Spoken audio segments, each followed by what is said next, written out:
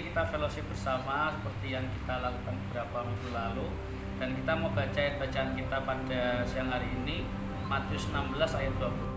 1, 2, 3. Lalu Yesus berkata kepada murid-muridnya, setiap orang yang mau ikut aku, ia harus menyangkal dirinya, memikul salibnya dan mengikut aku. Ya, ini merupakan suatu syarat untuk mengikut Tuhan Yesus. Kita sebagai murid ya, kita anak Tuhan, tetapi juga sebagai murid karena kita diajarkan suatu hal tentang namanya nilai-nilai atau prinsip-prinsip daripada Tuhan. Dan kita harus tahu pada zaman sekarang itu nggak cuma sekolah reguler ketika kita di sekolahan, tapi kita juga belajar yang namanya suatu hal hobi atau kesukaan kita, kemudian kita mau berguru ya. Atau kita yang suka game ya, contoh tentang game. Kalau seandainya kita dikasih privilege ya, hak khusus, hak istimewa, kita dimentor sama seorang ahli games. Siapa ya? Siapa? Miao. Miao ya. Miao ambil Farel untuk jadi muridnya, diajarin main game sampai bisa pintar. Mau enggak kan? Mau. Ya. Itu juga sama seperti harusnya hidup kita. Tidak cuma dalam hal games ya, tapi segala macam bidang kita. Kalau kita diizinkan Tuhan untuk bisa berguru dengan seorang guru yang ahli dalam bidangnya, pasti kita mau ambil kesempatan itu. Nah, itu pun juga terjadi dalam kehidupan kita kekristenan bersama Tuhan Yesus. Ketika kita ikut Tuhan Yesus, kita sedang yang namanya berguru pada Tuhan kita. Dan itu harus butuh yang namanya komitmen. Ingat ya, pemerintahan itu harus ada komitmen dari mentor dan juga mentee. Tanpa ada komitmen dari mentor dan mentee, tidak ada kesepakatan untuk berjalan. Bila mana orang bisa berjalan bersama kalau tidak sepakat. Jadi kalau mentor sama mentee tidak sepakat, dia tidak akan bisa yang namanya berjalan sesuai dengan tujuannya. Oleh karena itu, peran mentor sangat penting dalam kehidupan mentee-nya. Peran mentee juga penting dalam kehidupan mentornya. Kita buka Matius 10 ayat 38-39. Matius 10 38-39. 1, 2, 3. Barang siapa tidak memikul salibnya dan mengikut aku, ia tidak layak bagiku. Bagaimana barang siapa mempertahankan nyawanya, ia akan kehilangan nyawanya.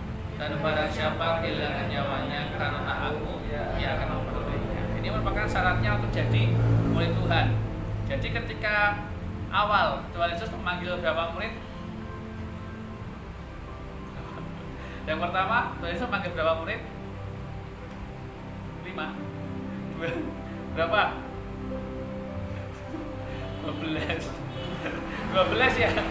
12 murid dipanggil Tuhan, kemudian juga murid-murid yang lain juga dipanggil Tuhan. Tetapi yang 12 ini dimuridkan secara intensif.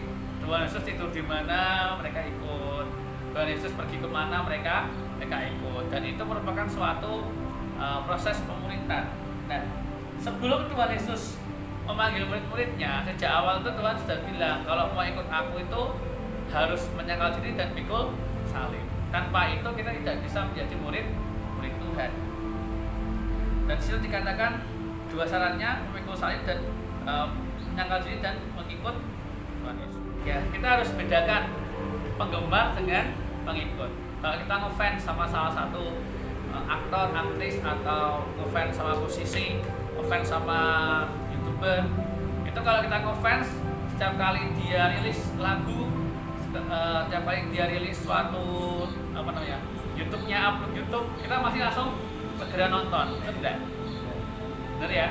Nah, karena kita ngefans sama dia.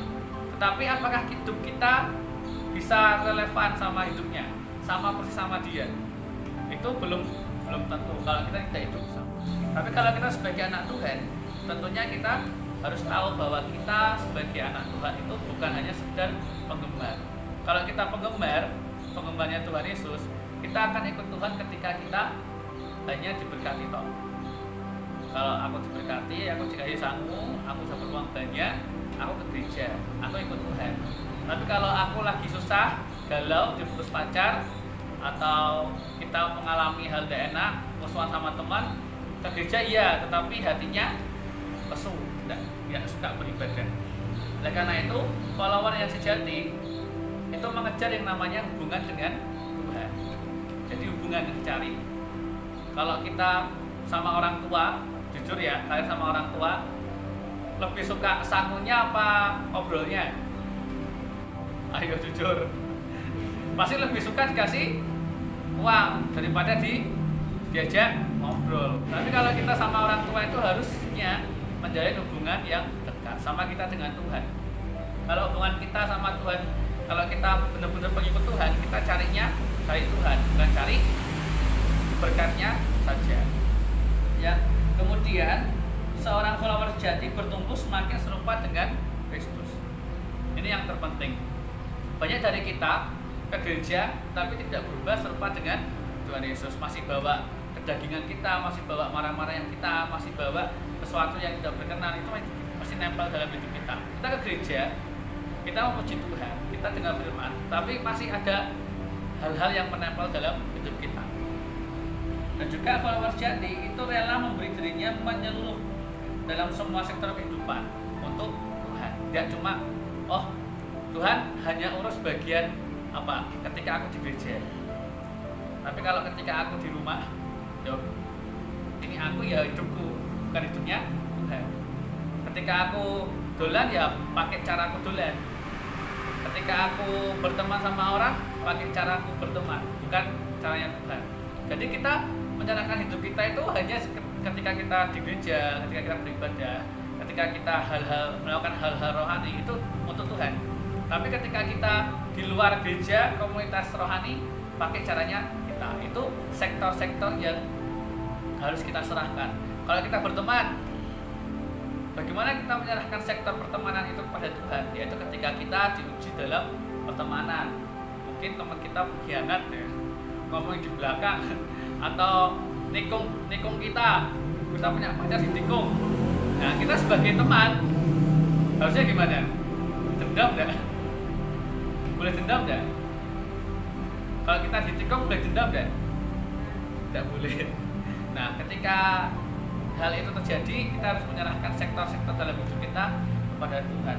Terkadang kita memberikan kepada Tuhan tuh, ya udahlah kalau pelayanan aja Tuhan, tapi kalau di luar pelayanan aku nggak mau sama Tuhan, nggak pakai prinsipnya.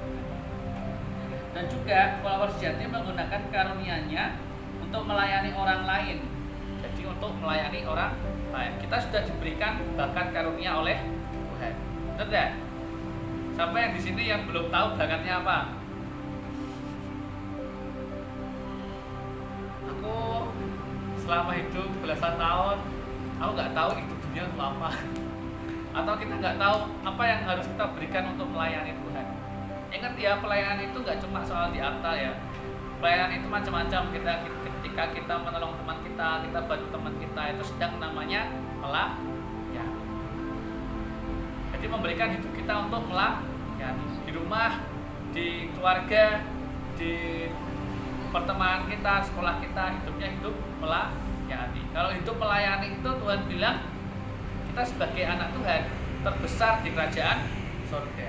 Tapi kalau kita tidak yang namanya melayani Tuhan, maksudnya tidak mau jiwa melayani, kita tidak terbesar dalam kerajaan surga. Nah, waktu itu kan Ibu Yakobus bilang sama Tuhan Yesus, minta supaya anaknya ini Yakobus itu menjadi yang terbesar di kerajaan surga. Tapi Tuhan jawab, yang terbesar di kerajaan surga itu adalah orang yang melayani. Nah, oleh karena itu kita harus melayani, tidak cuma di gereja loh ya. Orang yang melayani di gereja belum tentu hatinya hati yang melayani.